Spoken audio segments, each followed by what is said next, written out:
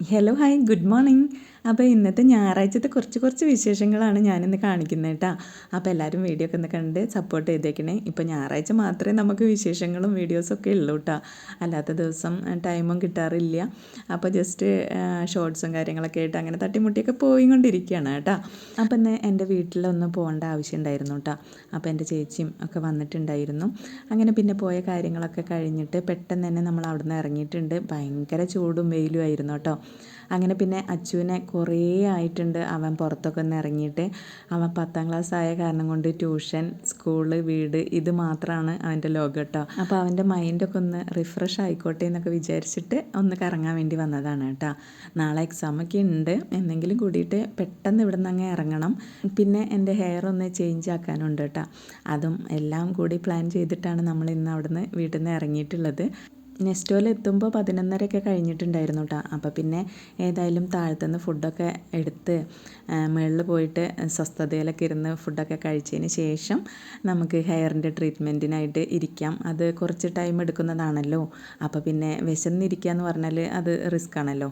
അപ്പോൾ പിന്നെ ഫ്രൈഡ് റൈസും പെപ്പർ ചിക്കനൊക്കെ എടുത്ത് നമ്മളിതാ മുകളിലേക്ക് പോയിക്കൊണ്ടിരിക്കുകയാണ് കേട്ടോ. എന്നത്തെയും പോലെ വലിയ തിരക്കൊന്നും ഇല്ലായിരുന്നു നെസ്റ്റോയിൽ.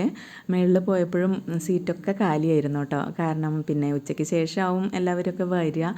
അപ്പോൾ നമ്മൾ നേരത്തെ എത്തിയിട്ടുണ്ടായിരുന്നല്ലോ. അങ്ങനെ പിന്നെ നമ്മുടെ എടപ്പാൾ മുഴുവൻ കാണുന്ന രീതിയിൽ ഉള്ള ഒരു സ്പേസ് നോക്കിയിട്ട് ഞങ്ങൾ ഫുഡൊക്കെ കഴിക്കാനായിട്ട് ഇരുന്നു കേട്ടോ. എടപ്പാൾ എന്ന് പറഞ്ഞാൽ നമുക്കൊരു വികാരം തന്നെയാണ് കേട്ടോ. കാരണം നമ്മൾ ചെറുപ്പം മുതലേ എടപ്പാൾ ഒരു ടച്ച് ഇല്ലാതെ നമ്മുടെ കാര്യങ്ങളൊന്നും നടക്കാറില്ലായിരുന്നു കേട്ടോ. അതുകൊണ്ട് പിന്നെ കല്യാണം കഴിച്ച് വന്നതും ഒരുപാട് ദൂരത്തൊന്നും അല്ലാത്ത കാരണം കൊണ്ട് എടപ്പാൾ ഇടയ്ക്കിടയ്ക്ക് കാണാനുള്ള അവസരമൊക്കെ ഉണ്ടാവാറുണ്ട്. പിന്നെ അച്ചുവിൻ്റെ ചിരി കണ്ടാൽ തന്നെ മനസ്സിലാവുമല്ലോ, അവൻ ഭയങ്കര ഹാപ്പിയാണ്. അവന് ഈ മാളിലും ഒക്കെ പോയിട്ട് ഇതുപോലെ ചിക്കൻ്റെ ഐറ്റംസൊക്കെ കഴിക്കാനൊക്കെ ഭയങ്കര ഇൻട്രസ്റ്റ് ആണ് കേട്ടോ. അപ്പോൾ പിന്നെ മോളില്ലാതെ ഞങ്ങളങ്ങനെ വന്നിട്ടൊന്നുമില്ല കഴിക്കാനായിട്ട്. പിന്നെ അവളിപ്പോൾ ഇവിടെ ഇല്ലല്ലോ. അപ്പോൾ അവൻ ഹാപ്പിയാണ് എന്തായാലും. പിന്നെ ഇതാ ഫുഡൊക്കെ കഴിച്ചു. ഞങ്ങളെപ്പോൾ പോയാലും ഫ്രൈഡ് റൈസാണ് അവിടുന്ന് വാങ്ങിക്കാറ് കേട്ടോ. അത് ഭയങ്കര ടേസ്റ്റാണ് അവിടുത്തെ. പിന്നെ ചിക്കനിൽ എന്തെങ്കിലുമൊക്കെ മാറ്റം വരുത്താറുണ്ട്. ഇപ്രാവശ്യം പെപ്പർ ചിക്കനാണ് വാങ്ങിച്ചത്. പേരെന്നെ ഉള്ളൂ കേട്ടോ പെപ്പർ ചിക്കൻ എന്ന്. അത്യാവശ്യം എരിവൊന്നും ഇല്ലായിരുന്നു. കുട്ടികൾക്കൊക്കെ കഴിക്കാൻ പറ്റുന്ന ആ എരിവ് തന്നെ ഉണ്ടായിരുന്നുള്ളൂ കേട്ടോ. എങ്കിലും കുഴപ്പമില്ല, കൊള്ളായിരുന്നു കേട്ടോ. ഫുഡ് കഴിച്ചുകൊണ്ടിരിക്കുമ്പോൾ ഏട്ടൻ വിളിക്കുകയൊക്കെ ചെയ്തിട്ടുണ്ടായിരുന്നു വീഡിയോ കോളിൽ. അങ്ങനെ പിന്നെ ഹെയറിൻ്റെ കാര്യം എന്തായി എന്നൊക്കെ ചോദിച്ചിട്ടാ.